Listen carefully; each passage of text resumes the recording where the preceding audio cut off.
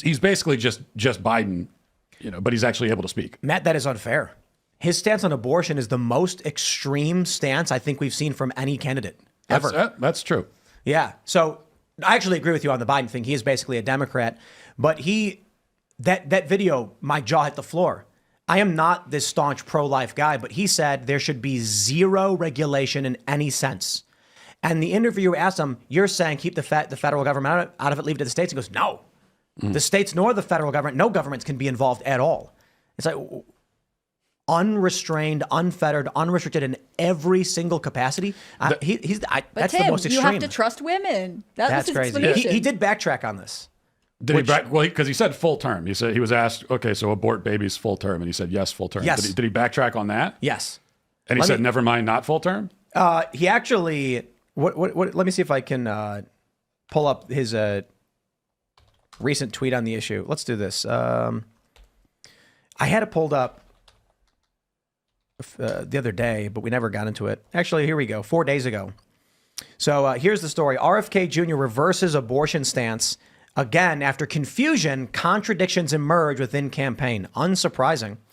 Independent presidential candidate RFK once again reversed his stance once again on limits for abortion access in a social media post Friday evening, prompted by criticism from within his own campaign. During an interview with podcaster Sage Steele, Kennedy Wednesday said he opposed any government restrictions on abortion, even if it's full term. But after facing pressure from his campaign staff, Kennedy walked back his previous statement, taking to social media to write that abortion should be legal up to a certain number of weeks and restricted thereafter. The independent longshot said he now supports abortion up until the point of fetal viability and that he had changed his mind because he was willing to listen. I can respect to a certain degree the person who says, wow, I was really wrong about that. I don't believe RFK right now really thinks he was wrong about it. I don't think a sane person holds the position that a woman should be able to have a full-term abortion. Just trust her and let it happen. I'm like, even if we all agree the health of the mother in extreme circumstances, whatever those circumstances may be, we expect there to be some kind of oversight for these processes. Him coming... I don't agree with that, by the way, but... You don't think there should be any oversight for if there's going to be a medical emergency or something? Or no, I'm saying I don't think there should be abortion at all legal under any circumstance. We'll clarify the definition of abortion. Then you mean like elective in the instance where a woman is decided to terminate her pregnancy of will. Right. What I'm As saying, opposed to... RFK's position is effectively, literally, for any reason the woman decides, we'll just trust her on it. Yeah. What I'm saying is, even in the case where a woman is like, she's dying, and they're like, ma'am, we have to terminate this pregnancy. I'm sorry, but the baby and you are both dying, and we're going to try and intervene. I believe, like, most pro-lifers wouldn't call that an abortion. That's medical intervention to save the life of the mother, which may result in the death of the baby, right? Would you agree?